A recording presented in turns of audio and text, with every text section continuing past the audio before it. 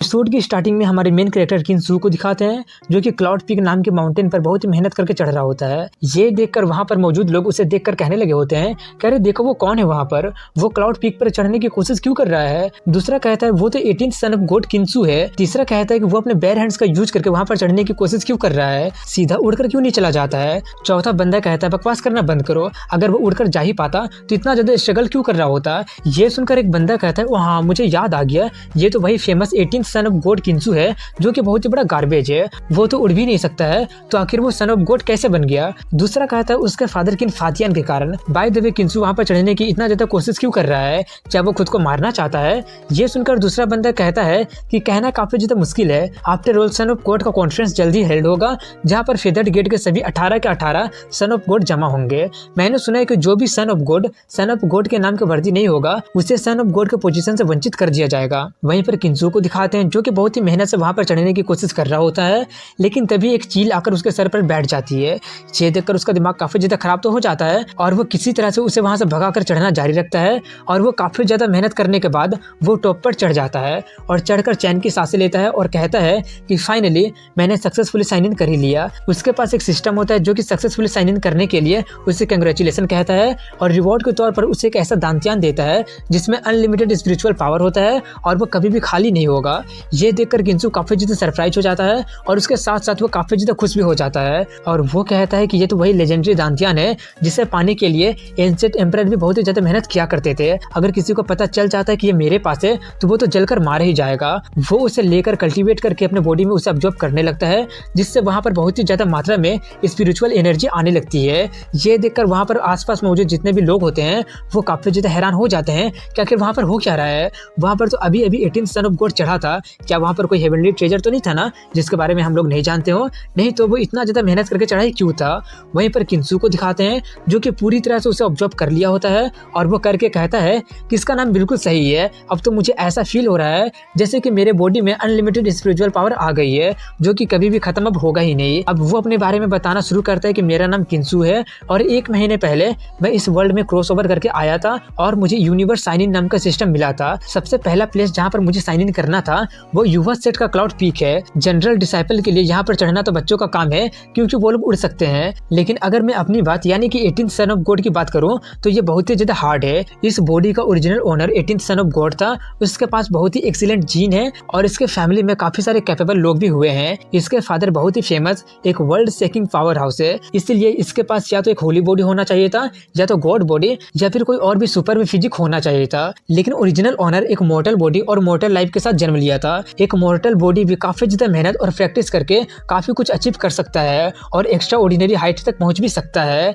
लेकिन ये सच्चाई जान करके उसके पास एक मॉर्टल बॉडी और एक मॉर्टल लाइफ है, वो काफी ज्यादा उदास रहा करता था और कल्टीवेट बिल्कुल करता ही नहीं था, जिसके कारण वो पूरा का पूरा एक कचरा का डब्बा बनकर रह गया और वो एक दिन एक्सीडेंटली मारा गया। और तभी मैं क्रॉस ओवर करके इसके बॉडी को टेक ओवर कर लिया हूँ। वो तो अच्छा हुआ कि मैं अपने प्रीवियस लाइफ में एक रॉक क्लाइंबर था, लेकिन ये क्लाउड पीक काफी ज्यादा ऊंचा और काफी ज्यादा खतरनाक था, लेकिन पूरे 1 महीने तक कोशिश करते रहने के कारण और काफी सारे एक्सपीरियंस गेन करने के कारण मैं सक्सेसफुली आज इस पर चढ़ ही गया। इसी के साथ वो अपना कहानी बताना बंद करता है। तभी सिस्टम उससे कहता है कि मैं काफी सारा टास्क और साइन इन लोकेशन तुम्हें इशू करूंगा, जितना ज्यादा स्पेशल जगह होगा रिवॉर्ड भी उतना ही ज्यादा जेनरस होगा। कोई कोई जगह सिर्फ एक ही बार साइन इन किया जाएगा और कोई कोई जगह रिपीटेडली साइन इन किया जा सकता है, लेकिन उसका रिवॉर्ड धीरे धीरे कम ग्रेड का होता चला जाएगा और ये क्लाउड पीक पर तुम रिपीटेडली साइन इन कर सकते हो। ये सब सुनकर वो कहता है अब यहाँ पर कल आकर दोबारा साइन इन करूंगा और वो नीचे देखकर कहता है अगर उड़ने की बात करूं तो मुझे बिल्कुल भी उड़ना नहीं आता है और चढ़ना तो आसान था लेकिन उतरना काफी ज्यादा हार्ड है। तभी वहां पर एक सेंटेंस अपनी होली मेडन के साथ आती है,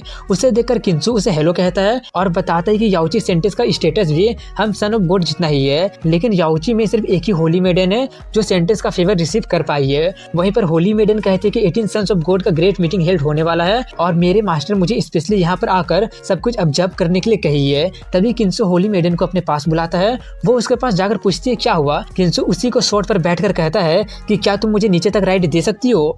ये देखकर वो काफी ज्यादा शर्मा जाती है। वहीं पर ये देखकर सेंटेंस का दिमाग काफी ज्यादा खराब हो जाता है और वो चिल्लाने लगती है कि होली मेडल काफी ज्यादा नोबेल है, वो कैसे तुम्हारे साथ एक ही शॉट पर राइड कर सकती है। ये देखकर आउटसाइडर वाले क्या सोचेंगे। होली मेडन पैनिक होते हुए कहती है कि 18th सन ऑफ गॉड का कल्टीवेशन काफी अच्छा नहीं है, इसलिए मैं इसे राइड दे सकती हूँ, लोग ज्यादा कुछ नहीं कहेंगे। ये सुनकर किनसू और ज्यादा फ्लर्टी बनते हुए उसे हेल्ड करते हुए कहता है कि मेरा कल्टीवेशन कंडीशन बहुत ही ज्यादा लो है, अगर मैं तुम्हें होल्ड नहीं करता हूँ तो मैं गिरकर मारा भी जा सकता हूँ, तुम समझ रही हो ना। ये देखकर वो शर्म के मारे पानी पानी होने लगी होती है। तो वहीं पर ये देखकर सेंटेंस का दिमाग और ज्यादा खराब हो जाता है और वो अपना शोल्डर निकालते हुए कह रही होती है कि अपना हाथ जल्दी से वहां से हटाओ, आखिर तुम्हारी हिम्मत कैसे होगी उसकी डिसरिस्पेक्ट करने की, अब तो तुम्हें मरना ही पड़ेगा। वहीं पर होली मेडन थोड़ी सी शर्माते हुए उससे कहती है मैं समझ सकती हूँ। ये सुनकर उसका दिमाग और ज्यादा खराब हो जाता है और वो ना चाहते हुए भी उससे अपना शॉट वापस रखना ही पड़ता है। और वो सोचती है कि सभी लोग कहते हैं कि 18th सन ऑफ गॉड बहुत ही बड़ा लूजर है, लेकिन आज मैं देख ही लूं कि ये कितना बड़ा मूर्ख है। इसके बाद दिखाते हैं कि वो लोग वहां से जाने लगे होते हैं और किंसु आसपास का नजारा देख ही रहा होता है कि तभी सिस्टम कहता है कि साइन इन प्लेस रिफ्रेश हो गया है और अगला साइन इन करने का जगह है क्लाउड क्लिफ स्टोन कार्विंग। ये सुनकर वो उससे पूछता है आखिर हम लोग जा कहाँ पे रहे हैं। वो बताती है कि सन ऑफ गॉड का कॉन्फ्रेंस होने में अभी थोड़ा सा टाइम बचा हुआ है, इसलिए मैं क्लाउड क्लिफ स्टोन कार्विंग पर जा रही हूँ। युवा गेट का यूना स्टोन कार्विंग का ओरिजिन काफी ज्यादा मिस्टीरियस है, वो हेवन के अपॉर्चुनिटी को कंटेन्स करता है, मैं वहाँ पर जाकर कुछ सेंस करना चाहती हूँ। ये सुनकर वो काफी ज्यादा खुश हो जाता है और वो उसे पकड़ते हुए कहता है क्या कोइंसिडेंट है, मैं भी वहीं पर जाना चाहता था। वो शर्माते हुए कहते हैं कि तुम्हें मेरी इतनी क्लोज आने की जरूरत नहीं है। वो कहता है कोई बात नहीं, सेफ्टी सबसे पहले आनी चाहिए। वहीं पर ये सब देखकर सेंटेंस का दिमाग और भी ज्यादा खराब होने लगा होता है। इसके बाद यूना रॉक कार्विंग को दिखाते हैं जहाँ पर 11th सन ऑफ गॉड होता है जिसका नाम जुआन जिनफे होता है। तभी एक बंदा 11th सन ऑफ गॉड से पूछता है कि क्या होली मेडन सच में यहाँ पर विजिट करने आएगी। वो कहता है ऑफकोर्स याओची की मेडन मेरे रिक्वेस्ट पर यहाँ पर ऑब्जर्व करने जरूर आएगी। ये सुनकर वहाँ पर मौजूद सभी लोग बातें करने लगे होते हैं कि याओची की मेडन काफी ज्यादा नोबेल है, वो तो काफी ज्यादा प्योर है, सिर्फ 11th सन ऑफ गॉड ही उससे अपने आप को पूरी तरह से दिखा सकते हैं। मैंने सुना है कि होली मेडन याओची में ही पली बड़ी है और वो आज तक किसी भी लड़के से बात तक नहीं की है, लेकिन वो 11th सन ऑफ गॉड के कहने पर यहाँ पर आ रही है। 11th सन ऑफ गॉड तो काफी ज्यादा महान है। अपने बारे में इतना सारा तारीफ सुनकर वो चने के झाड़ पर चढ़ गया होता है और उनसे कहता है कि वो सच में काफी ज्यादा प्योर और काफी ज्यादा सेंटली है। वो आज तक किसी भी मैन के कांटेक्ट में नहीं आई है, सिर्फ सन्स ऑफ गॉड ही वो मैन है जो उसके कांटेक्ट का वर्दी है। मैं अगर दूसरे सन ऑफ गॉड की बात करूँ तो होली मेडन से बात करना तो तुम भूल ही जाओ, वो लोग तो उसे अभी तक देखे भी नहीं होंगे। तभी वो लोग देखते हैं कि वो लोग वहाँ पर पहुंचने वाले होते हैं, लेकिन वो लोग नोटिस करते हैं कि होली मेडन के पीछे कोई बैठा होता है। ये देखकर उन्हें कुछ भी समझ में नहीं आ रहा होता है कि ये सब क्या हो रहा है। और जैसे जैसे वो लोग करीब आते जाते हैं वो लोग देखते हैं कि वो तो एक लड़का है। ये देखकर वहाँ पर मौजूद सभी लोग आपस में बातें करना शुरू कर दिए होते हैं कि तुमने तो कहा था कि होली मेडन तो सिर्फ 11th सन ऑफ गॉड से फेमिलियर है। सिचुएशन को देखकर ऐसा लग रहा है जैसे कि उन दोनों का रिलेशनशिप ऑर्डिनरी तो नहीं है। और जैसे जैसे वो लोग ज्यादा करीब आने लगे होते हैं ये देखकर वो लोग कहने लगे होते हैं कि देखकर वो बंदा कुछ ज्यादा फेमिलियर लग रहा है। ये सब देखकर 11th सन ऑफ गॉड का दिमाग काफी ज्यादा खराब हो जाता है। वहीं पर उस जगह पर पहुंचने के लिए और साइन इन करने के लिए सिस्टम उसे कांग्रेचुलेशन कहता है और रिवॉर्ड के तौर पर वो बॉडी रिलेम के 4th लेवल में पहुंच जाता है। ये देखकर वो काफी ज्यादा खुश हो जाता है और कहता है कि ओरिजिनल ऑनर का तो कोई भी कल्टीवेशन लेवल था ही नहीं, लेकिन अब मेरा इमोर्टेलिटी का रास्ता खुल चुका है। वहीं पर सिस्टम उसे और रिवॉर्ड देता है और वो होता है कि यूनिमो रॉक पर जो कुछ भी लिखा होता है, जो कुछ भी कार्विंग किया होता है, वो सभी कुछ को वो समझ जाता है और वहाँ पर मौजूद थंडर पाल्म टेक्निक भी सिस्टम की मदद से वो पूरी तरह से सीख लेता है। ये देखकर किंसु काफी ज्यादा सरप्राइज हो जाता है और काफी ज्यादा खुश भी होता है और कहता है जब तुम क्लियर स्काई में थंडरबोल्ट को क्रिएट कर सकता हूँ। इसके बाद वो लोग वहाँ पर लैंड कर जाते हैं और वो अपने स्वॉर्ड को छोटा करके अपने हेयर में लगा लेती है। वहीं पर किंसु को देखकर वो चिल्लाते हुए आते हुए कहता है तो ये तुम ही हो। किंसु उसे देखकर कहता है क्या हुआ, तुम मुझे बुला क्यों रहे हो, और बताता है कि युवा सेक्ट काफी ज्यादा ब्रूटल और कॉम्पिटिटिव है। सन ऑफ गॉड के बीच का कंपटीशन तो और भी ज्यादा इंटेंस है। 18 सन्स ऑफ गॉड में से सिर्फ एक ही सन ऑफ गॉड एम्परर बनेगा और बाकी के 17 सन ऑफ गॉड कंपटीशन में मारे जाएंगे। इसलिए एम्परर बनने का बैटल लाइफ और डेथ का बैटल है। इतना बताकर वो पूछता तुम्हें क्या हो गया है। वो गुस्से में चिल्लाते हुए कहता है कि तुम फिजिकली और इमोशनली पूरी तरह से बर्बाद हो चुके हो, तुम तो सिर्फ नाम मात्र के ही सन ऑफ गॉड हो। तुम्हारी हिम्मत कैसे हो गई पब्लिकली होली मेडल को इंसल्ट करने की। लगता है कि आज मुझे तुम्हें एक सबक सिखाना ही पड़ेगा। मैं नहीं चाहता हूँ कि आउटसाइडर वाले लोग ये सोचे कि होली मेडल एक सेलेक्टिव वुमेन है। किंसु कहता है कि मैं होली मेडल के साथ हूँ तो उससे तुम्हें क्या हो रहा है, अपने काम से काम रखो। और फिर से वो उसे अपने करीब लाते हुए कहता है कि तुम इसके बारे में क्या सोचती हो। किंसु 11th सन ऑफ गॉड से कहता है कि मैं भी यहाँ पर क्लाउड क्लिफ कार्विंग के बारे में जानने आया हूँ, क्यों क्या मैं यहाँ पर नहीं आ सकता हूँ, क्या ये पॉसिबल हो सकता है कि ये जगह तुम्हारे फैमिली से बिलोंग करता हो। ये सुनकर 11th उसका मजाक उड़ाते हुए कहता है क्या तुम भी इसके बारे में जानना चाहते हो। मजाक मत करो यार, भूल भी जाओ, मैं तुम्हें यहाँ पर देखना भी नहीं चाहता हूँ। अगर तुम मुझे फॉलो करना चाहते हो तो तुम कर सकते हो। ये बोलकर वो जाकर होली मेडन को बताने लगता है कि मैंने इसके बारे में कई सालों तक पढ़ाई किया है और यूएस सेक्ट के कुछ एंसेस्टर को छोड़कर क्लाउड क्लिफ कार्विंग स्टोन के बारे में मुझसे ज्यादा और कोई भी नहीं जानता है। ये बोलकर वो उसे बताना शुरू करता है और वो उसे एम्परर के बारे में, किंग के बारे में, कैलीग्राफी के बारे में बताने लगता है। तभी किंसु कहता है क्या जो सबसे अच्छा लिख सकता है क्या वही छोड़कर गया है, क्या तुम सच में इस बात पर विश्वास करते हो। ये सुनकर 11th काफी इरिटेट होने लगा होता है और वो गुस्से में उससे कहते हैं कि हम दोनों कुछ इंपॉर्टेंट चीज डिस्कस कर रहे हैं, इसमें अपना टांग मत अड़ाओ। किंसु कहता है क्या तुम्हें सच में लगता है कि मैं भी कुछ बोलना चाहता हूँ? तुम तो सिर्फ फालतू की बकवास कर रहे हो और होली मेडन को मिसलीड कर रहे हो। ये सुनकर वो कहता है तुम तो एक अनएजुकेटेड मैन हो, तुम्हारी हिम्मत कैसे होगी सन ऑफ गॉड पर क्वेश्चन करने की? तुम बोल रहे हो कि मैं बकवास कर रहा हूँ? लगता है कि तुम्हें बहुत ही कुछ पता है। अगर ऐसी बात है तो क्यों ना तुम्हें होली मेडन को सब कुछ बता दो। ये सुनकर वो 11th को धक्का मारकर हटाकर उससे कहता है ध्यान से सुनना। ये बोलकर वो बताना शुरू करता है कि दरअसल यूनवा रॉक कार्विंग तुम्हारे याओची सेक्ट से रिलेटेड है। ये तुम्हारे याओची सेक्ट के एक होली मेडन का काम है जो हजारों साल पुराना है। ये सुनकर वो थोड़ी सी चौंकते हुए पूछती है कि क्या तुम कोई गलती तो नहीं कर रहे हो ना? वहीं पर ये सब सुनकर सेंटिस का भी दिमाग काफी ज्यादा खराब हो रहा होता है और वो कहते हैं कि ये तो सिर्फ फालतू की बकवास कर रहा है। याओची का 10,000 साल पुराना रिकॉर्ड में ऐसा तो कुछ भी नहीं लिखा है। ये सब सुनकर 11th भी कहता है कि किंसु का वर्ड पूरी तरह से अनट्रस्टवर्दी है, उसके बातों पर विश्वास करके अपना टाइम बर्बाद मत कीजिए। एक होली मेडन कैसे हेवन के मिस्ट्री को एक्सप्लेन कर सकती है? तभी किंसु 11th का मजाक उड़ाते हुए कहता है क्या मैंने तुमसे पूछा? ये बोलकर वो फिर से बताना शुरू करता है कि 1000 साल पहले याओची में फेरी बिक्सी नाम की एक होली मेडन थी जो कि याओची से मिसिंग थी। उस वक्त फेरी बिक्सी जोंगयांग स्क्रिप्चर जो कि तुम्हारे याओची के 5 स्क्रिप्चर में से एक है उसे लेकर चली गई थी। ये सुनकर वो कहते हैं कि वो स्क्रिप्चर तो अभी तक मिसिंग है जो कि हमारे याओची सेक्ट के लिए थोड़ी सी दुख की बात है। वहीं पर वो आगे बताता है कि फेरी बिक्सी युवा सेक्ट के मास्टर से प्यार करती थी, लेकिन कुछ समय के बाद युवा सेक्ट के मास्टर अपने दाव को परस्यू करने के लिए फेरी बिक्सी से दूर होते चले गए थे, लेकिन फाइनल रिजल्ट ठीक नहीं था। शायद उनका हार्ट का डीमन गायब नहीं हुआ था और वो कल्टीवेट करते करते एक डीमन में बदल गए थे और इवेंचुअली मारे गए थे। जब फेरी बिक्सी को इसके बारे में पता चला था तो उसका दिल टूट गया था और वो काफी ज्यादा उदास हो गई थी और वो अपने सैडनेस को दिखाने के लिए ये युवा रॉक कार्विंग बनाई थी। ये सब सुनकर 11th ताली बजाते हुए कहता है कि 11th sun of God cultivation में तो गधा है, लेकिन कहानी सुनाने में तो सबका नानी है। लेकिन किंसु उसके बातों को इग्नोर करते हुए मेडन से पूछता है कि क्या तुम्हें भी मेरी बातों पर यकीन नहीं हो रही है? वो कहते हैं कि फेरी बिक्सी सच में अचानक गायब हो गई थी और लेजेंड भी कहते हैं कि वो प्यार में थी, लेकिन याओची के रिकॉर्ड में ऐसा कुछ भी मेंशन है ही नहीं। तभी 11th कहते हैं कि इसका ओरिजिन चाहे जो भी हो, लेकिन इसने जो कहानी बनाया है वो तो सिर्फ एक कहानी ही रहेगा और हमें ये समझना है कि आखिर दाव के आगे क्या है। ये सब सुनकर सेंटिस कहते हैं कि 11th जो कह रहा है वही सच है। वहीं पर 11th कह रहा होता है कि अगर मैं सच बोलूं तो 20 साल के इनलाइनमेंट के बाद मुझे पता चला है कि यूनवा स्टोन में एक सेट ऑफ पाल्म टेक्निक लिखा हुआ है और मैंने उसका 1/3 हिस्सा भी सीख लिया है और कुछ ही टाइम में मैं उसे पूरा भी सीख लूंगा। ये सब सुनकर सेंटिस कहते हैं कि 11th सन ऑफ गॉड सच में काफी ज्यादा टैलेंटेड है और ये युवा सेट के सन ऑफ गॉड पोजीशन के लिए भी बिल्कुल वर्दी है। और किंसु की तरफ इशारा करते हुए कहती है किसी और की तरह नहीं जो कि सिर्फ कहानियां बताता है। वहीं पर 11th कहता है कि मैं सिर्फ कहता ही नहीं हूँ बल्कि मैं करके भी दिखाता हूँ। ये बोलकर वो उस पाल्म टेक्निक को परफॉर्म करके दिखाता है जिसमें से बहुत ही कम मात्रा में थंडर को वो क्रिएट कर पाता है। ये देखकर मेडन कहते हैं कि ये एक विजन द्वारा अकम्प्लिश किया जाता है और अभी इसका विजन थोड़ा सा वीक है, बट ये पूरी तरह से यूनवा रॉक के ओरिजिन को इलस्ट्रेट करता है। वहीं पर वो अपना पाल्म टेक्निक को दिखाकर कहता है कि ये तो सिर्फ 1/3 हिस्सा है जो मैंने अभी तक सीखा है। और वो किंसु का मजाक उड़ाते हुए कहता है क्या तुमने वो देखा? इसके बारे में तुम क्या सोचते हो? ओ मैं तो भूल ही गया था, तुमसे पूछने का कोई फायदा तो होने वाला है नहीं क्योंकि तुम्हें ये सब कहाँ समझ में आता है। तभी किंसु कहता है अगर मैं सच बोलूं तो वो सच में एक गार्बेज था। तुमने जो परफॉर्म करके दिखाया है उसे 1/3 नहीं बल्कि 1/10 बोलना भी झूठ होगा। ये सुनकर वो काफी ज्यादा भड़क जाता है। वहीं पर किंसु कहता है तुमने 20 साल में सिर्फ इतना ही सीखे हो, अगर मैं तुम्हारे जगह पर होता तो शर्म के मारे खुद को मार चुका होता। ये सब सुनकर वो काफी ज्यादा भड़क चुका होता है और वो चिल्लाने लगा होता है कि तुम तो काफी ज्यादा घमंडी, गवार और अनस्किल हो, इसलिए तुमसे तो कुछ बोलना होपलेस होगा। उसे इतना ज्यादा गुस्सा देकर वो उसका मजाक उड़ा रहा होता है। वहीं पर सेंटिस किंसु की तरफ इशारा करते हुए कहती है कि वो तो बहुत ही बड़ा गधा है। वहीं पर 11th कहता है कि हम सबको पता है कि तुम किस तरह के इंसान हो, तुम ये फैक्ट बिल्कुल भी चेंज नहीं कर सकते हो कि तुम इनकम्पिटेंट हो। तुम बोल रहे हो कि मैं स्लो हूँ, क्या तुम्हारे पास एबिलिटी है इसे पूरा सीखने के लिए? मुझे तो शक है कि तुम इस रोक पर लिखे हुए एक वर्ड को भी समझ नहीं पा सकते हो। किंसु कहता है ठीक है यार, मैं तुम लोगों को दिखाई देता हूँ। ये बोलकर वो बताता है कि यूनवा रॉक पर जो टेक्निक लिखा हुआ है उसका नाम क्लियर स्काई थंडरबोल्ट पाल्म है। ये सुनकर 11th कहता है कि तुम सिर्फ फेंक रहे हो। किंसु उसके बातों को इग्नोर करते हुए कहता है कि मैं तुम लोगों को पहला स्टाइल करके दिखाता हूँ। ये बोलकर वो उसका यूज करके वहाँ पर थंडर ला देता है। ये देखकर वहाँ पर मौजूद सभी के सभी लोग बहुत ही ज्यादा चौंक जाते हैं और काफी ज्यादा हैरान भी हो गए होते हैं। वहीं पर किंसु कहता है कि क्लियर स्काई थंडरबोल्ट पाल्म में टोटल 7 स्टाइल है। आज मैं तुम लोगों को सभी 7 के साथ रिहर्स करके दिखाता हूँ ताकि तुम लोगों की आंखें खुली की खुली रह जाए। ये बोलकर वो एक एक करके सभी के सभी स्टाइल को रिहर्स करके उन्हें दिखा देता है।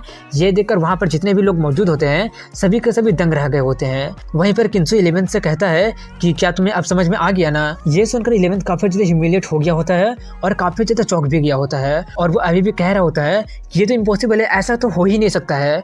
किंसु कहता है क्यों, क्या मैं दोबारा करके दिखाऊं? और मेडन से कहता है कि इस तरह के लोग हार स्वीकार करते ही नहीं है। क्या अब तुम्हें विश्वास हो गया है कि ये क्लिफ स्टोन फेरी बिक्सी छोड़कर गई है? तभी 11th काफी गुस्से में उसके तरफ आते हुए कहता है कि तुम जरूर ये पहले से प्रैक्टिस किए होगे, नहीं तो तुम्हारे इतने सालों के परफॉर्मेंस को देखते हुए तुम ये कैसे कर सकते हो? तुम जरूर एडवांस में ही इसे सीक्रेटली प्रैक्टिस कर लिए होगे और एक फेरी बिक्सी वाला कहानी बनाकर होली मेडन को डिसीव करने की कोशिश कर रहे हो। किंसु उसका हाथ हटाते हुए कहता है अगर तुम्हें अभी भी विश्वास नहीं हो रहा है तो तुम इसके बारे में क्या कहते हो। ये बोलकर वो इस स्टोन पर अपना थंडरबोल्ट से हमला कर देता है जिससे वो स्टोन डिस्ट्रॉय हो जाता है और इसमें से उनका वही याओची सेट का जोंगयान सूत्रा निकलता है। ये देखकर वो दोनों काफी ज्यादा हैरान हो गए होते हैं कि ये तो असली वाला है। किंसु उसे मेडन को देते हुए कहता है क्या ये रियल है। ये देखकर वो काफी ज्यादा हैरानी से कह रही होती है कि ये तो सच में असली है। अब इसके वजह से हमारे पांचों स्क्रिप्चर फिर से एक साथ आ जाएंगे। प्लीज किंगियर का वर्शिप एक्सेप्ट करो। वहीं पर वो सेंटेंस भी ना चाहते हुए भी उससे कहती है कि मैं गलत थी, कुछ देर पहले जो कुछ भी मैं कही थी उसके लिए प्लीज मुझे माफ कर दो। तुम एक स्लटी पर्सन बिल्कुल भी नहीं हो, प्लीज मेरा वर्शिप एक्सेप्ट करो। लेकिन वो उसे पूरी तरह से इग्नोर करते हुए मेडन को अपने पास लाते हुए कहता है तो तुम्हारा नाम किंगियर है, अब से मैं तुम्हें सिस्टर किंगियर बुलाया करूंगा। ये देखकर सेंटेंस का दिमाग फिर से और भी ज्यादा खराब होने लगा होता है और वो अपना तलवार निकालते हुए कहती है कि अभी मैंने तुमसे जो कुछ भी कहा मैं उसे वापस लेती हूँ। वहीं पर किंसु 11 से पूछता है कि क्या तुम्हें अब गुस्सा आ रहा है। ये देखकर उसका दिमाग और भी ज्यादा खराब हो चुका होता है और वो बहुत ही ज्यादा शर्मिंदगी महसूस कर रहा होता है। इसलिए वो गुस्से में अपने पैर को पटकता है जिसके कारण वहां पर बचा हुआ स्टोन का टुकड़ा उसी के ऊपर गिर जाता है। ये देखकर किंसु उसका मजाक उड़ाते हुए कहता है कि शर्म के मारे वो अपना चेहरा दिखाने लायक नहीं रहा, इसलिए वो शायद अपने आप को दफनाने की कोशिश कर रहा है। वहीं पर 11 बहुत ही गुस्से में निकलता है और अपने मन में कहता है कि किंसु तुम बस इंतजार करना।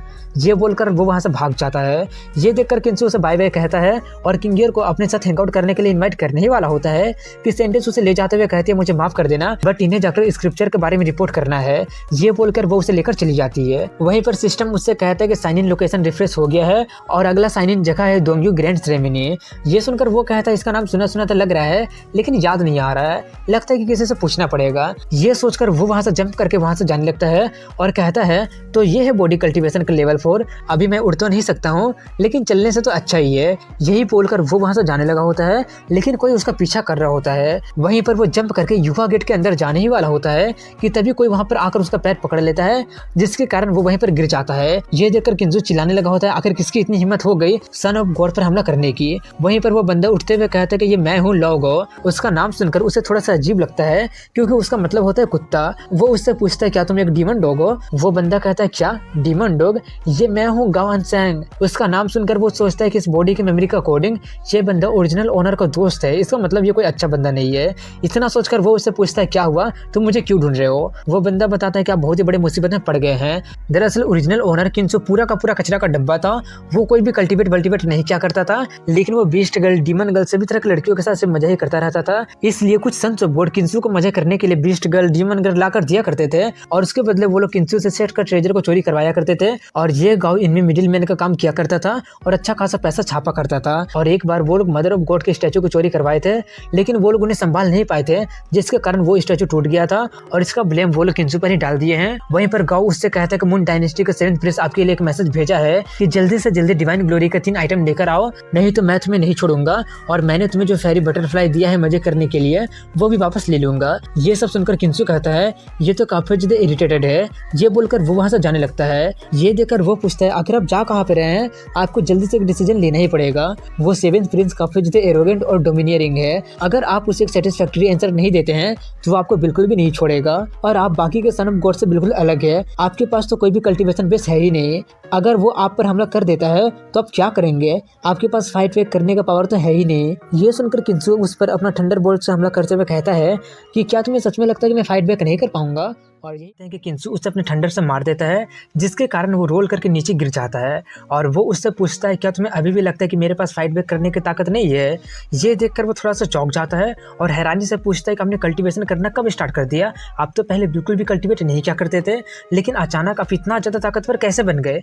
लेकिन वो उसका कोई भी जवाब ना देकर सीढ़ी चढ़कर वहां से जाने लगता है। ये देखकर गाँव कहता है कम से कम मेरे लिए तो रुकिए। ये बोलकर वो उसके पीछे पीछे जाते हुए सिर्फ कल्टीवेशन के बारे में पूछते रहता है। तभी वो लोग ऊपर पहुंच जाते हैं और किंसु उससे कहता है कि तुम मुझे सबसे पहले ये बताओ कि 7th प्रिंस जो मुझे फीमेल डीमन लाकर दिया है आखिर वो लोग उसे कहां से पकड़कर लाए हैं। वो सोचते हुए कहता है कि जहां तक मुझे पता है कि वो शायद 10,000 डीमंस के डोमेन से लाई गई है और स्पेसिफिकली कहां से लाई गई है वो मुझे नहीं पता है। और उसका टांग खींचते हुए पूछता है कि वो कितना ज्यादा टेस्टी थी, क्या वो स्पाइसी थी या फिर काफी ज्यादा रिफ्रेशिंग थी। ये सुनकर उसे उसका पुराने ओनर की हालत याद आने लगती है जहाँ पर वो फीमेल डीमन उसे खुद को छूने भी नहीं देती थी और बहुत ही ज्यादा मारती पीटती थी। ये याद करके वो सोचता है कि मैं उसे टेस्ट तो नहीं कर पाया था, लेकिन जरूर वो काफी ज्यादा स्पाइसी है। इतना सोचकर वो उससे कहता है कि मैं उस फीमेल डीमन को हैंडल नहीं कर सकता हूँ, तुम उसे वापस जाकर दे दो। ये सुनकर गाओ कहता है कि उसे वापस भेजना। आपको नहीं लगता कि ये थोड़ी सी शर्म की बात होगी? वो स्पाइसी है और हैंडल करने में थोड़ा सा मुश्किल है। अगर वो अच्छे से ट्रेन कर दी जाती है तो वो जरूर ओबीडियंट बन जाएगी। ये सुनकर किंसू कहता है मेरे पास फालतू के कामों के लिए टाइम नहीं है। ये देखकर वो कहता है अगर ऐसी बात है तो मैं इसमें आपका हेल्प कर सकता हूँ। जब तक आप चाहेंगे कोई भी फीमेल आपके प्रति पूरी तरह से सबमिसिव बन जाएगी। मेरे पास इसको लेकर काफी ज्यादा एक्सपीरियंस है। ये सुनकर वो कहता है अगर ऐसी बात है तो तुम ही पहले चले जाओ। इसलिए वो जाने लगता है और जैसे वो जाकर दरवाजा खोलता है उसके ऊपर काफी ज्यादा ठंडा पानी गिर जाता है। ये देखकर उसे कुछ भी समझ में नहीं आ रहा होता है कि आखिर ये सब क्या हो रहा है। लेकिन तभी अचानक वो फीमेल डीमन आकर उससे कहती है कि तुम मेरे लिए नाचो, क्योंकि पुराने एमसी उसे सेक्सी डांस करने के लिए बोला था, इसलिए वो भी उसे नाचने के लिए कहती है। ये बोलकर वो एक टेबल फेंक कर उसे मारती है और उसके बाद वो उसका काफी अच्छे तरह से साबुन सरफ लगाकर धुलाई कर देती है। उसका ये हालत देखकर किंसू जल्दी से जाकर छिप जाता है। वहीं पर इतने में भी उस फीमेल डीमन का पेट नहीं भरा होता है और वो एक बहुत ही बड़ा लकड़ी का हथौड़ा लेकर आती है और उससे उसे बहुत ही मारते हुए कहती है मुझे जल्दी से वापस भेज दो। और मारने के बाद कहती है चलो अब जल्दी से मुझे वापस भेजो। लेकिन तभी किंसू बाहर निकलते हुए कहता है अब बस बहुत हुआ। उससे देखकर वो काफी ज्यादा घबरा जाती है और हैरान भी हो गई होती है कि अगर वो वहां पर है तो मैंने किसको मार दिया है। किंसू उससे कहता है कि तुमने मेरे बदले किसी और को धो डाला है। इसका नाम वाई जोजो है और ये अभी तक का सबसे एरोगेंट डीमन है जिसे वो लोग भेजे हैं। और किंसू बिना कोई कल्टीवेशन के था, इसलिए वो उसे काफी ज्यादा बुली करती थी। इसके बाद माहौल का थोड़ा सा शांत होने के बाद वो तीनों के तीनों टेबल पर चाय पीने के लिए बैठे होते हैं और किंसू उससे पूछता है कि क्या तुम अभी भी उसे ट्रेन करना चाहते हो। ये सुनकर वो काफी ज्यादा हड़बड़ा कर मना करने लगता है कि कभी नहीं, जैसा आपने कहा ये सच में काफी ज्यादा स्पाइसी है। तभी किंसू बाई से कहता है कि तुम्हें अब तुम्हारा आजादी मिल गया है, अब तुम जो चाहे वो कर सकती हो, अब तुम यहाँ से जा भी सकती हो। ये सुनकर वो थोड़ी सी शक भरी नजरों से पूछती है कि क्या अब तुम्हें मेरी बॉडी की जरूरत नहीं है। वो थोड़ा सा स्टाइल मारते हुए कहता है कि अब मैं उस तरह का बंदा नहीं रहा, इसलिए जल्दी से तुम यहाँ से चली जाओ और दोबारा किसी से पकड़े मत जाना। ये सुनकर वो काफी ज्यादा खुश होकर उससे कहती है कि मुझे जल्दी से वापस भेज दो। किंसू उससे पूछता है कि आखिर तुम्हारा घर कहाँ पर है। ये सुनकर वो थोड़ी सी सोचने लगती है और कुछ देर के बाद सोचने के बाद कहती है मुझे नहीं पता है। किंसू कहता है अगर तुम्हें नहीं पता है तो मैं तुम्हें वापस भेजूंगा कैसे। तभी वो उसका गला दबाते हुए कहने लगती है कि मुझे कुछ भी नहीं पता है, तुम लोगों ने मुझे पकड़ा है इसलिए तुम लोग मुझे भेजोगे। किंसू किसी तरह से अपना गला छुड़ाता है और उससे कहता है कि अभी तुम कुछ दिनों तक यहीं पर रहो और जब तुम्हारा घर मिल जाएगा तो हम लोग तुम्हें वापस भेज देंगे। इसके बाद सीन चेंज होती है और अगले दिन का सीन दिखाया जाता है जहाँ पर किंसू जंप करते हुए क्लाउड पीक पर चढ़कर साइन इन करता है। इसलिए सिस्टम उसे कांग्रेचुलेशन करता है और रिवॉर्ड के तौर पर उसका कल्टीवेशन बेस 1 से बढ़ जाता है और वो 5th लेवल में पहुंच जाता है। इसी तरह करते करते वो 5 दिन तक बिना रुके साइन इन करता है, जिससे वो बॉडी रिलम के 8th लेवल में पहुंच जाता है और 5 दिन तक लगातार साइन इन करने के कारण सिस्टम उसे एक एक्स्ट्रा रिवॉर्ड देता है और वो एक तेंगो डिवोरिंग द मून नाम का टेक्निक होता है। सीन चेंज होती है और अगले सीन में 7th सन ऑफ गॉड को दिखाते हैं जहाँ पर 11th सन ऑफ गॉड का वफादार नौकर झांग क्वान जाता है, लेकिन वो 11th को पीठ पीछे धोखा दे रहा होता है और वो 7th के पास जाकर पूछता है कि क्या आप मुझे ढूंढ रहे थे। 7th कहता है कि तुम 11th के साथ काफी सालों से हो, लगता है कि अब टाइम आ ही गया है। ये सुनकर क्वान पूछता है इसका मतलब आप बोल रहे हैं कि अब मैं 11th के अगेंस्ट एक्शन ले सकता हूँ। 7th कहता है कि तुम अभी सिर्फ बॉडी रिलम के 7th स्टेज में हो, इसलिए तुम अभी उसके बिल्कुल भी मैच नहीं हो, तुम जाकर 18th सन ऑफ गॉड को पीट कर रख दो। और उसे अपना प्लान बताता है कि कुछ दिन पहले 18th याओची के फेरी के सामने 11th का बहुत ही बुरी तरह से उसका मजाक बनाकर रख दिया था, इसलिए अगर तुम सीक्रेटली 18th का हड्डी पसली तोड़ देते हो तो सभी लोग यही सोचेंगे कि ये काम 11th का ही है और जब टाइम आएगा तब किंसू के फादर 11th को बिल्कुल भी नहीं छोड़ेंगे। ये सुनकर क्वान 7th का काफी ज्यादा तारीफ करने लगता है कि आप तो बहुत ही ज्यादा बुद्धिमान है, इससे तो आप एक तीर से 2 पक्षी का शिकार कर लेंगे। तभी 7th उसे रिवॉर्ड के तौर पर एक ऐसा पिल देता है जिसे खाने से उसका कल्टीवेशन बेस 2 लेयर से बढ़ जाएगा। ये देखकर क्वान काफी ज्यादा खुश होकर उससे कहता है कि ये तो बाहर में जल्दी मिलता नहीं है, लेकिन आपके पास ये था, आप तो सच में काफी ज्यादा स्ट्रॉन्ग और बुद्धिमान है। ये बोलकर वो वहां से 18th का हड्डी पसली तोड़ने चला जाता है, लेकिन तभी वहां पर 7th का चमचा आते हुए कहता है कि आपने प्लान तो अच्छा बनाया है, लेकिन वो एक सिंपल माइंडेड पर्सन है। हालांकि आपने 11th को फंसाने का अच्छा सा प्लान बना लिया है, लेकिन जब वो बंदा पकड़ा जाएगा और उस पर प्रेशर डाला जाएगा तब मुझे डर है कि वो कहीं डर के मारे आपका नाम ना उगल दे। 7th कहता है कि क्वान एक सन ऑफ गॉड को हर्ट करना चाहता है, वो भी फेदर्ड गेट के अंदर, और ये काम करना वो भी बिना नोटिस किए जाना बिल्कुल भी नामुमकिन है, इसलिए मैंने उसे वो पिल दिया है। वो पिल नहीं बल्कि जहर है। इसके बाद सीन चेंज होती है और अगले सीन में किंसू को दिखाते हैं जो एक जगह पर खड़ा होकर सोच रहा होता है कि मुझे बिल्कुल भी नहीं पता है कि आखिर ये अगला साइन इन करने का जगह यानी यानी कि दोंग्यो ग्रैंड सेरेमनी कहाँ पर होने वाला है। मैंने कई सारे लोगों से पूछा लेकिन किसी को भी नहीं पता है। कहीं इसका मतलब सिस्टम से किसी तरह का कोई गलती तो नहीं हो गया है ना। यही सोचते सोचते वो वहाँ से जा ही रहा होता है कि तभी क्वान अपने चेहरा को अच्छे तरह से ढककर एक चाकू और तलवार लेकर उसके सामने खड़ा हो जाता है और उसे रुकने के लिए कहता है। ये देखकर किंसु कहता है कि फेदर्ड गेट के अंदर लूटने की कोशिश, ये तो काफी ज्यादा रेयर सीन है। वहीं पर वो बंदा किंसु से कहता है कि चुपचाप वैसे ही खड़े रहो और मुझे तुम्हारा हाथ पैर तोड़ने दो, नहीं तो तुम्हें जान से मारने के लिए मुझे ब्लेम मत करना।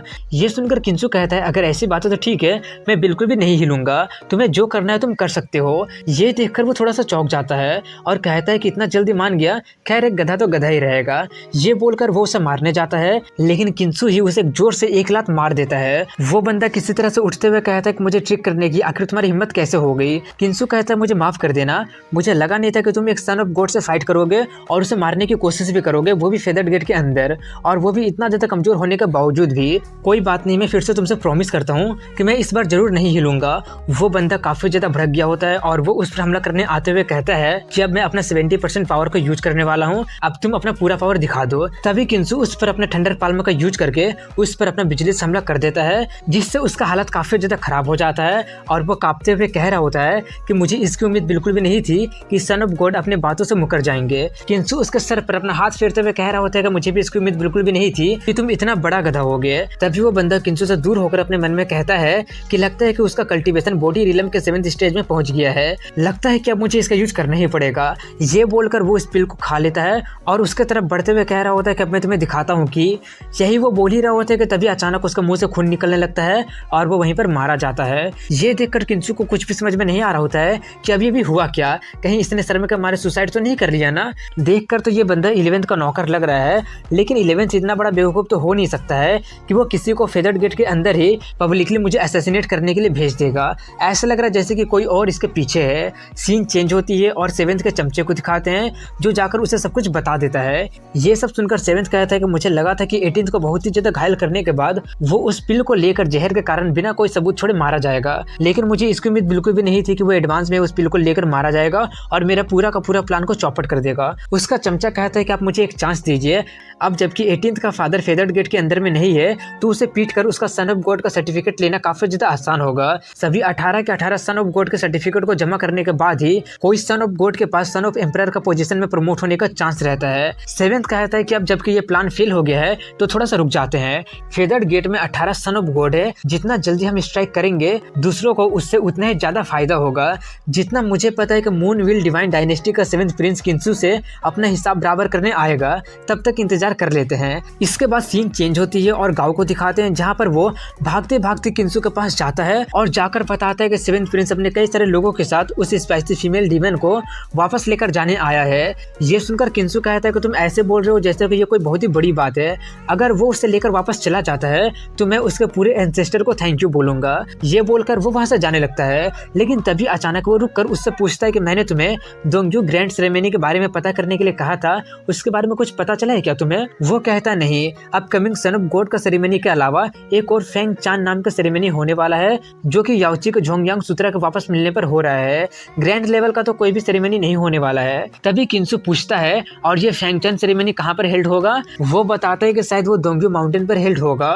ये सुनकर उसका दिमाग चमकता है और वो समझ जाता है कि शायद उसी सेरेमनी के बाद सिस्टम कर रहा था, इसलिए किंसु वहां से जाने लगता है। ये देखकर वो उससे पूछता है कि आखिर आप जा कहाँ रहे हैं, लेकिन वहीं पर किंसु उसकी बातों को इग्नोर करते हुए जाता है और जाते हुए सोच रहा होता है कि जाकर जल्दी से कंफर्म करता हूँ कि ये फेंग चानी ग्रैंड दोंग्यो सेरेमनी है या फिर नहीं है। चाह ही रहे होते कि तभी कोई एक बंदा को मारकर वहां से उड़ाकर फेंक देती है। ये देखकर किंसु और गाओ कहता है कि ऐसा लगा जैसे कि यहाँ से कुछ उड़कर गया हो, लेकिन तभी वो लोग ये देखकर काफी ज्यादा हैरान हो गए होते हैं कि वहां पर 7th प्रिंस के सभी लोग बेहोश होते हैं और 22 7th प्रिंस को भी पीट कर रख दी होती है और वो कह रहा होता है कि मुझे पीटने की आखिर तुम्हारी हिम्मत कैसे हो गई। ये सुनकर वो उसे एक लात और मार देती है। ये देखकर किंसु उससे पूछता है कि मैं तुमसे एक बात पूछना चाहता हूँ कि जब ये इतना ज्यादा वायलेंट है कि इसका कोई ओपोनेंट है ही नहीं, तो आखिर ये पकड़ कैसे ली गई? गाओ कहता है कि मैं भी कब से यही क्वेश्चन पूछना चाहता था। तभी किंसु जाकर 7th प्रिंस को उठाते हुए पूछता है कि क्या आप ठीक तो है ना? वो उसे थैंक्स बोलकर फिर से अपना स्वॉर्ड को उठाते हुए कहता है कि मैं अभी भी विश्वास नहीं कर सकता हूँ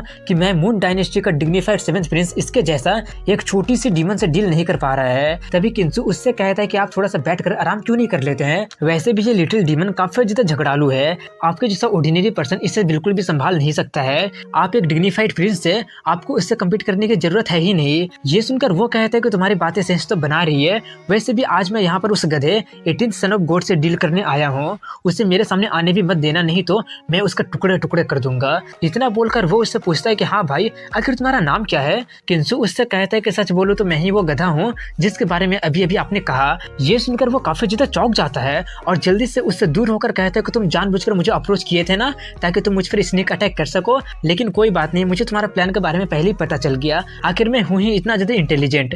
ये बोलकर वो काफी ज्यादा खुश हो ही रहा होता है कि तभी फिर से बाई उसे अपने हथौड़े से मारकर बेहोश कर देती है और उससे कहती है कि तुम्हारे आईक्यू को देखकर मुझे नहीं लगता कि स्नेक अटैक की भी जरूरत पड़ेगी।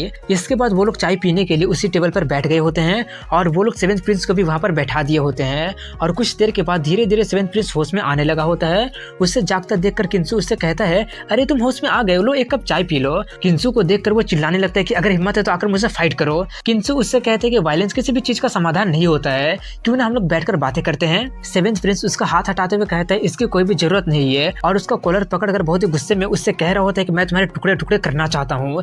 तभी वहाँ पर बाई फिर से अपने हैमर के साथ आ जाती है। ये देखकर तो सेवेंथ प्रिंस के फट जाती है और वो उसके कॉलर को छोड़कर कहता है कि हम इसके बारे में बात करके खत्म कर सकते हैं, वैसे भी मुझे भी थोड़ा सा प्यास लगा ही है। इसके बाद वो उनके साथ बैठकर चाय पीने लगता है और उससे बहुत ही गुस्से में कह रहा होता है कि अब बात करने के लिए कुछ भी नहीं बचा है। पिछली बार तुम्हारे उस चीज के कारण 3 प्रिंस और 2 प्रिंसेस इंजर्ड हो गई थी और मैं ही सबसे ज्यादा कम इंजर्ड हुआ हूँ, इसलिए मैं यहाँ पर कंपेंसेशन के लिए आया हूँ। किंसु कहता है कि उन सभी चीजों के बारे में बाद में बातें करेंगे, पहले तुम ये बताओ कि दोंग्यू ग्रैंड सेरेमनी के बारे में तुम कुछ जानते हो? वो कहता है ऑफ कोर्स मुझे पता है, फैंक्शन सेरेमनी का नाम चेंज करके दोंग्यू ग्रैंड सेरेमनी कर दिया जाएगा और उसका स्किल भी काफी ज्यादा बढ़ा दिया जाएगा। ये सभी चेंजेस अभी कुछ देर पहले ही हुआ है और मैंने भी ये एक्सीडेंटली अपने फादर को किसी के साथ बातें करते हुए सुन लिया था। ये सब सुनकर किंसु उठते हुए कहता है कि इसका मतलब मैं बिल्कुल सही था।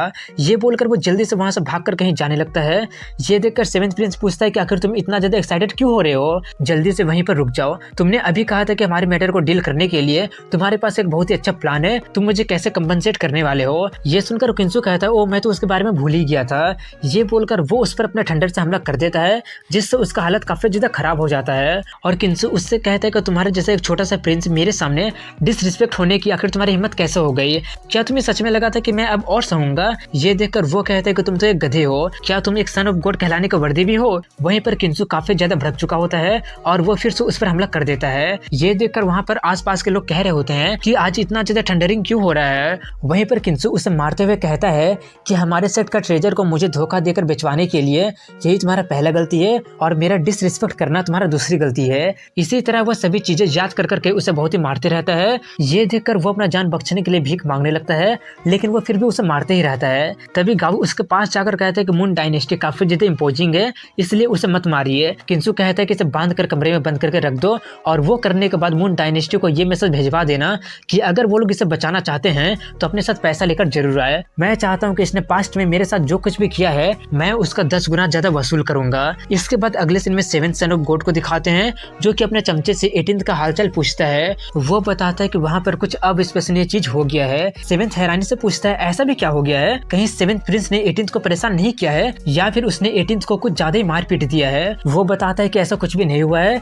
बल्कि इसका उल्टा ही हो गया है। 18th ने सेवेंथ प्रिंस को मार पीट कर उसे होस्टेज बना लिया है। ये सुनकर सेवेंथ सन ऑफ गॉड काफी ज्यादा हैरान हो जाता है। वहीं पर वो उसे आगे बता रहा होता है कि सिर्फ इतना ही नहीं, बल्कि उसने एक मैसेज भी भेजा है कि अगर वो लोग सेवेंथ प्रिंस को छुड़ाना चाहते हैं तो वो लोग पास्ट में उसके साथ जो कुछ भी किए हैं उसका 10 गुना पैसा लेकर आ जाएं, नहीं तो वो सेवेंथ प्रिंस को नहीं छोड़ेगा। ये सुनकर सेवेंथ काफी हैरानी से कहता है कि तुम्हें नहीं लगता है कि 18th इन कुछ दिनों में काफी ज्यादा बदल गया है? ना सिर्फ उसने 11th को इंसल्ट किया है बल्कि उसने सेवेंथ प्रिंस को भी किडनैप कर लिया है। वो तो काफी ज्यादा बदल गया है। पहले तो मुझे लगा था कि 18th का सन ऑफ गॉड का सर्टिफिकेट लेना सबसे आसान होगा, लेकिन अब वैसा बिल्कुल भी नहीं लग रहा है। वहीं पर उसका चमचा कह रहा होता है तो क्या अब हम लोग क्या कोई मूव लेने वाले हैं? शायद हम लोग 18th और मून डायनेस्टी के बीच का प्रॉब्लम से अपना फायदा निकाल सकते हैं। सेवेंथ कहता है अभी नहीं, अभी सिर्फ देखो कि आखिर होता क्या है। एक्चुअली मैं ये देखने के लिए काफी ज्यादा इंटरेस्टेड हूँ कि आखिर 18th अब अपना कौन सा कार्ड चलता है। इसके बाद 18th को दिखाते हैं जहाँ पर गाऊ उसे 7 फ्लोटिंग आइलैंड की तरफ इशारा करते हुए कह रहा होता है कि वही 7 फ्लोटिंग आइलैंड है जो कि युवा मेन सेट का कोर फाउंडेशन है। यहाँ तक कि सन्स ऑफ गॉड भी क्वालिफाई नहीं है वहाँ पर पैर रखने के लिए। वही 7 फ्लोटिंग आइलैंड हमारे सेट का फाउंडेशन है और हमारे 7 पैट्रियार्च भी उनके क्रिएशन में भाग लिए थे। अगर आप उनमें से किसी एक पर जाना चाहते हैं तो वो कम्प्लीटली इम्पॉसिबल नहीं है, आपको बस किसी एक पैट्रियार्च का अप्रेंटिस बनना पड़ेगा। जहाँ तक मुझे पता है कि फर्स्ट, सेकंड और थर्ड सन ऑफ गॉड है 3 पैट्रियार्च का अप्रेंटिस बना हुआ है। ये सुनकर किंसु पूछता है अगर ऐसी बात है तो मुझे पहले इन सब के बारे में क्यों नहीं पता था। वो बताता है क्योंकि आप पहले इन सब के बारे में बिल्कुल भी केयर नहीं करते थे, आप सिर्फ अपना एनर्जी उन्हीं फीमेल डीमन पर बर्बाद किया करते रहते थे। ये सुनकर वो कहता है क्या सच में ऐसा ही था। तभी वो पूछता है अगर फीमेल डीमंस की बात करूं तो बाई के अलावा मुझे और कोई डीमंस क्यों नहीं दिखाई दे रही है। गाओ कहता है क्योंकि ये सब इसी बाई के कारण हुआ है, सिर्फ एक ही होस्टेस तुम्हारे मेंशन में रह सकती है। यही बोलकर वो बहुत ही सारा पैसा का यूज करके सभी फीमेल डीमंस को उनका घर भेजवा दी है और खुद ही यहाँ पे रह गई है। तभी किंसु चिल्लाते हुए पूछता है कि आखिर इतना सारा पैसा आया कहाँ से। गाओ सोचते हुए कहता है कि आपने अपने पूरा फैमिली को प्रॉपर्टी बेच दिया है, इन पूरे सालों में आपका पूरा फाइनेंशियल हालत बहुत ही ज्यादा खराब हो गया है, तो आखिर पैसा आया कहाँ से मुझे भी नहीं पता। तभी किंसु उससे पूछता है कि आखिर तुम इतना सारा पैसा लाई कहाँ से। वो बताती है कि मैं जू वेबा से उधार ली हूँ। ये सुनकर गाओ थोड़ा सा हैरानी से कहता है जू वेबा यानी कि 14th सन ऑफ गॉड। अब हम लोग गए 14th पिग स्किन के नाम से जाना जाता है। वो मेरा ही वाला बिजनेस करता है, लेकिन उसका ट्रेड करने का तरीका मुझसे काफी ज्यादा डार्क है। वो अपने सन ऑफ गॉड वाला आइडेंटिटी का यूज करके लोगों को बिल्कुल पिग की तरह स्लॉटर करता है और करने के बाद वो उनके स्किन को भी पील करके निकाल लेता है। ये सुनकर किंसु थोड़ा सा घबरा गया होता है और वो उससे पूछता है कि तुम तो बस एक छोटी सी डीमन हो, तो उसने तुम्हें इतना सारा पैसा आसानी से दे कैसे दिया। उन सभी डीमंस को वापस भेजने का खर्चा तो काफी ज्यादा आया होगा ना। वो कहती है मैंने कब कहा कि मैं अपने नाम पर उधार ली हूँ, मैं तो तुम्हारे नाम पर उधार ली हूँ। ये सुनकर उसका दिमाग काफी ज्यादा खराब हो जाता है और वो उसे मारने जाने लगता है, लेकिन गाओ उसे पकड़ लेता है। लेकिन तभी अचानक वहाँ पर बहुत ही जोरों का आवाज होता है और वो लोग देखते हैं कि एक फ्लोटिंग आइलैंड पर से बहुत ही ज्यादा लाइट निकल रही होती है। ये देखकर काफी सारे लोग आपस में बातें करना शुरू कर दिए होते हैं कि ऐसा हुआ काफी ज्यादा टाइम हो गया है ना, और ये मून आइलैंड से आ रहा है, कहीं युवा ने ब्रेक थ्रू तो नहीं कर लिया है ना। दूसरा कहता है युवा ने, बल्कि third son of God spiritual रीला में ब्रेक थ्रू करके पहुंच गया है और ये विजुअल फिनोमिना काफी ज्यादा अमेजिंग है। वो तो एक लूनर डिवाइन बॉडी बिल्कुल रिजर्व करते हैं। वहीं पर सिस्टम किंसु से कहता है कि एक प्रोविजनल चेक इन टास्क आया है, मून आइलैंड पर जाकर चेक इन करो। ये देखकर वो सोचते हैं कि फ्लोटिंग आइलैंड पर चेक इन करना काफी ज्यादा हार्ड है, लेकिन अगर मैं सक्सेसफुली साइन इन कर लेता हूँ तो उसका रिवॉर्ड भी काफी ज्यादा बड़ा होगा। वहीं पर मून आइलैंड का दरवाजा खुलता है और थर्ड सन ऑफ गॉड बाहर निकलते हैं। उसे आता देखकर सभी लोग थर्ड को रिस्पेक्ट पे करने लगते हैं और कह रहे होते हैं कि आप काफी ज्यादा स्ट्रॉन्ग है, फ्यूचर में आप ही युवा मिन सेट का लीडर बनेंगे। वहीं पर ये देखकर किंसु कहता है कि मुझे थर्ड का कल्टीवेशन के बारे में तो पता नहीं है, लेकिन वो कुछ ज्यादा शो ऑफ करने वाला है। भाई कहते हैं कि जहाँ से मैं आई हूँ वहाँ पर इस तरह के बिहेवियर को हिटिंग द वॉल कहते हैं। ये सुनकर किंसु कहता है कि तुम्हारा काफी अच्छा कल्चर है। तभी एक पर्सन उनसे पूछता है कि थर्ड सन ऑफ गॉड को देखने के बाद तुम लोग नील डाउन क्यों नहीं किए थे। गाओ बताता है कि ये 18th सन ऑफ गॉड है, जब सन्स ऑफ गॉड एक दूसरे से मिलते हैं तो नील डाउन करने की जरूरत नहीं पड़ती है। उसे देखकर थर्ड कहता है तो तुम ही 18th हो, काफी लंबे समय बाद मिल रहे हैं ना, वैसे भी तुम तो अभी भी बिल्कुल पहले के जैसा ही गुड फॉर नथिंग हो। ये सुनकर 18th उसके बातों को इग्नोर करते हुए कहता है कि अब जबकि हम लोग काफी लंबे समय बाद मिल ही गए हैं तो क्यों ना आप मुझे गेस्ट की तरह मून आइलैंड पर इनवाइट करें। थर्ड कहता है तुम मेरा गेस्ट बन सकते हो, लेकिन उसके बदले तुम्हें मुझे अपना सन ऑफ गॉड का सर्टिफिकेट देना पड़ेगा, वैसे भी तुम्हारे पास क्वालिफिकेशन है ही नहीं एम्परर कंपटीशन में पार्टिसिपेट करने के लिए। 18th कहता है अगर तुम्हारे पास एबिलिटी है तो तुम इससे कभी भी आकर मुझसे ले सकते हो, और सोचता है कि मेरा सर्टिफिकेट कहाँ पे रखा हुआ है मुझे ही नहीं पता। ट्रांसमिग्रेट होने के बाद मैंने पूरे मेंशन में ढूंढा था, लेकिन मुझे वो कहीं मिला ही नहीं।